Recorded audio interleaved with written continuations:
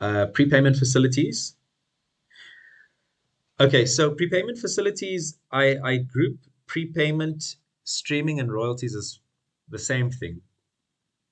Basically, you have a company that's going to give you money today, and then in return, you will either deliver or you will cash settle. But you get money today. You use that money to actually produce the commodity, and then you can either deliver the physical commodity as payment, or you can cash settle. So prepayment facilities, an off-taker would prepay the mining company for its finished product before the product was ready to be delivered.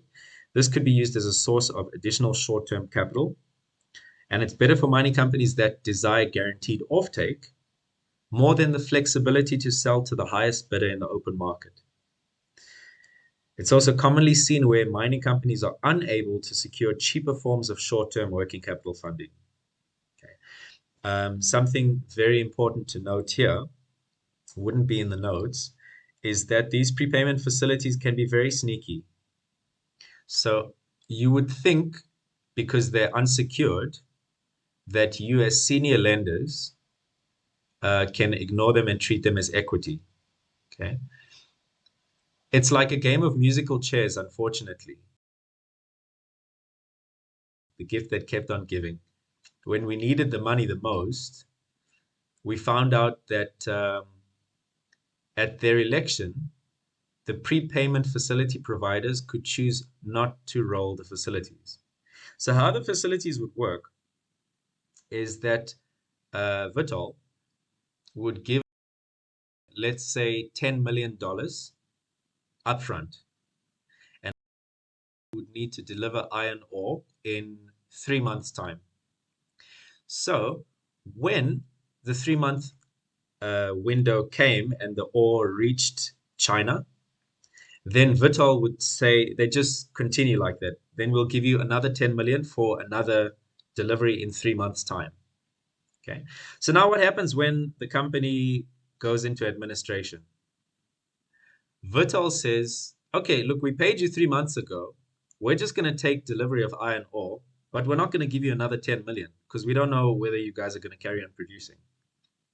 So you're in a situation where cash is tight already, and the company delivered iron ore. Your financial models said that that delivery of iron ore was supposed to give them 10 million. But it turns out that your modeling was wrong because the money that's in the company has already been received. So that batch of iron ore that went out is not going to receive any additional revenue. So for that reason, these prepayment facilities can be quite sneaky.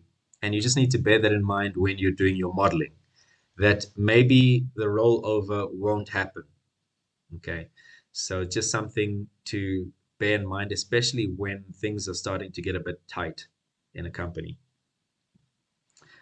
They can also be quite richly priced.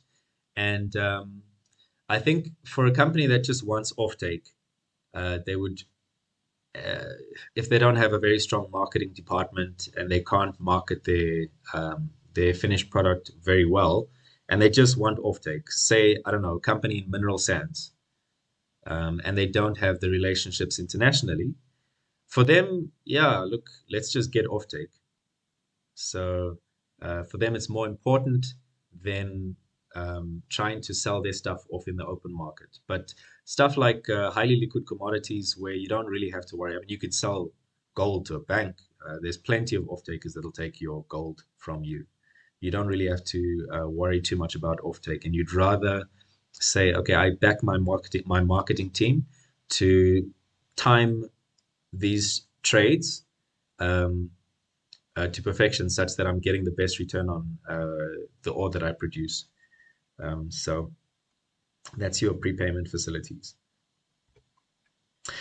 Okay, royalty and streaming arrangements. So under these arrangements, a bank or commodity trader would provide a mining company with a capital injection in return for a percentage of its production over a stipulated period. Okay. So that is royalty or streaming. It's the same concept. So it's like a prepayment facility. You give the mining company money today, and they contract that over the next 5, 10, 15, 20 years or life of mine, you will get 1% of our production. Now you get different types of royalties, and you also get streaming. I'll just quickly give you the difference between streaming and royalty. So for a royalty agreement, you can either, I'm not gonna, I just double checked the definition. McKinsey says that royalty is cash settled, streaming is settled in physical delivery, but I'm sure you can negotiate everything. I'm sure everything is negotiable, that even a royalty provider can get physical delivery. So I'm going to deviate from that one and just say the key difference between a royalty and a streaming agreement is with a royalty, the royalty provider pays you upfront and then they get delivery, either for 5 years, 10 years, life of mine, depending on what the contract said. Now, the difference between that and a streaming deal, I still pay you upfront, but I pay you upfront for the right to get delivery at a deeply discounted price. So we'll do a case study now for the rest of the first session, but let's just finish the theory and we'll just do a case study after that, where I provide a royalty where I give you $100 million, say, for example. And for the next 5 years, you need to give me 1% of your production, whether physical or whether cash settled. I'm agnostic. For a streaming deal, I'm going to give you $60 million today, but I want 1% of your production, and you're going to sell me gold at $400 an ounce as opposed to $1,700 an ounce. So for a streaming arrangement, you will still get some cash flow as a borrower, as a mining company. I'll still pay for the production, but I'll pay a deeply discounted price. And that's the difference between streaming and royalty. Okay. Suitable for mining companies that wish to raise funding quickly and under flexible terms and conditions. So royalty and streaming funders are usually not as heavily regulated as banks. They can therefore invest in riskier and longer tenor deals and can put deals together under shorter timelines, which we saw. We lost a very lucrative project financing in Ghana to a streaming company while we were still struggling to get an approved, they wanted a credit approved term sheet. During that time where we were just trying to get approval for the term sheet, a royalty provider came in, said, "I will do the whole thing. Forget the banks. We can do the whole thing." So that's like financial close, not even due diligence. That's from beginning to end in the time that we were just trying to get approval for the term sheet before due diligence. They came in and did the whole deal. So very short timelines, but I'm sure the company that went to the royalty provider was paying for it. But if they wanted to just get the project off the ground and maybe, who knows, maybe they can refinance the royalty provider. Who knows? But in terms of time constraints, royalty providers definitely get the job done a lot quicker than investment banks. Okay, royalties and streaming arrangements tend to be more expensive than bank debt.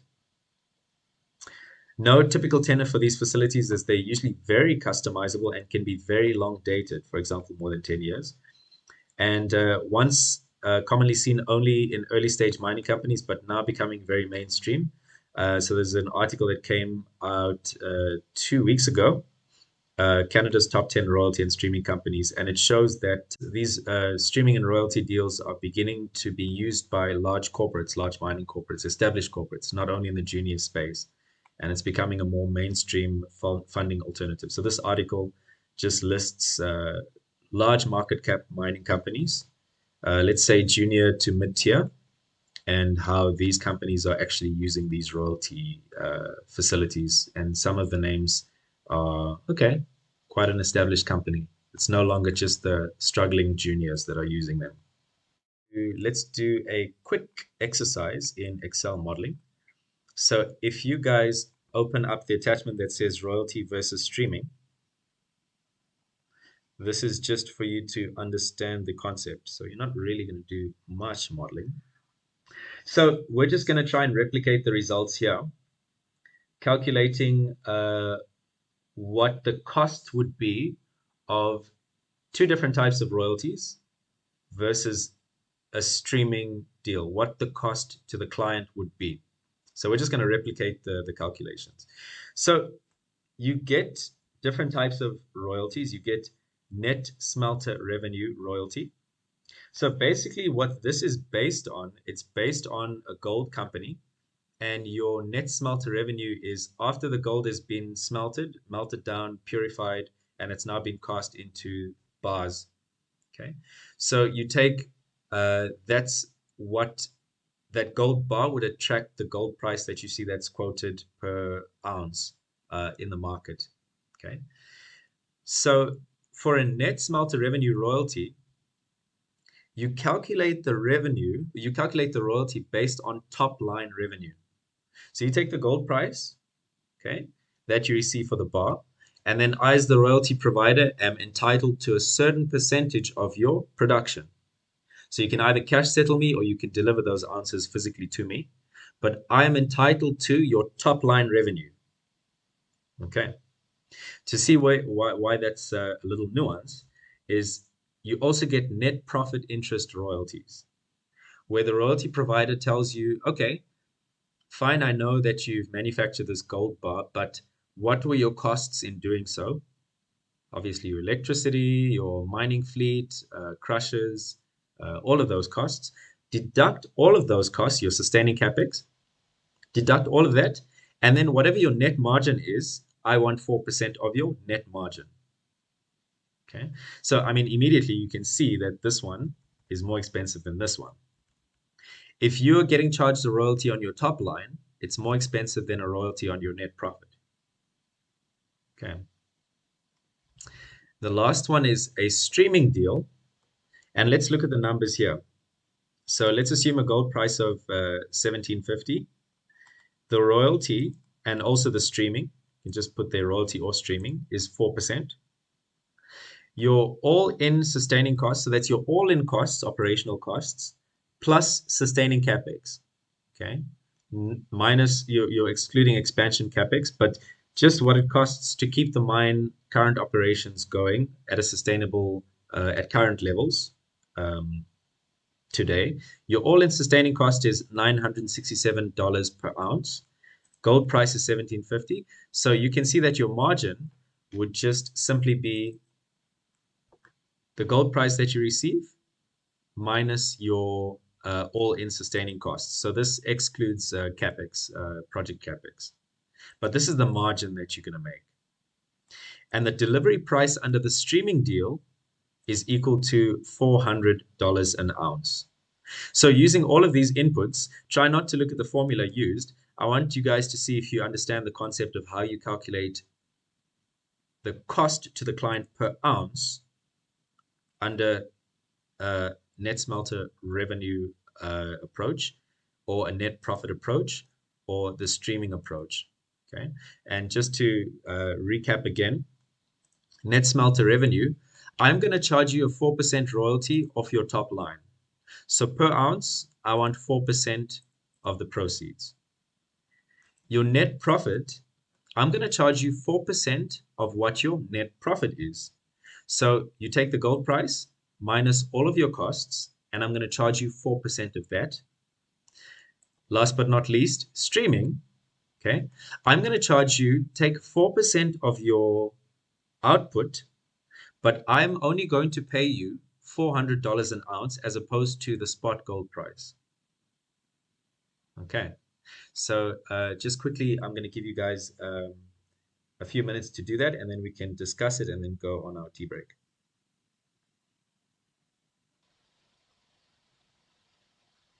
Okay, so let's run through the calculations. So again, net smelter revenue is just a top line royalty. So basically, the company says, I'm entitled to 4% of your production. So let's say you only produced 1 ounce. Okay, what is the value of that ounce? It's $1750 or $1,750. So they're entitled to 4% of that 1 ounce. So the value of that royalty is just $70.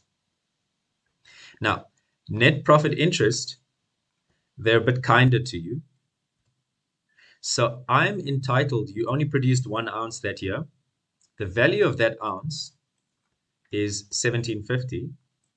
But if you subtract all of your costs during that year, okay, you get the following margin, which is your all-in sustaining cost margin. So this is your net profit. And the royalty company says, out of this net profit, I am entitled to 4%. So that's how you get that result there.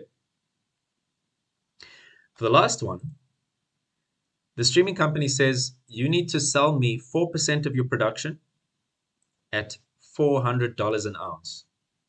Okay. So this can be thought of as like an opportunity cost. If you didn't have the royalty, you would have sold into the open market for 1750, but unfortunately, you're selling for 400. So essentially, what you're losing is you're losing 1750 minus 400. That's how much you're losing now by selling to the royalty, or sorry, to the streaming provider. And you only produced 1 ounce that year, so they were entitled to 4% of that 1 ounce, and that is the cost for the streaming arrangement. So this just illustrates that depending on the terms and conditions, sometimes a royalty is cheaper than streaming, sometimes streaming is more expensive than a royalty. You just have to look at the T's and C's to make sure that you understand exactly what's happening there.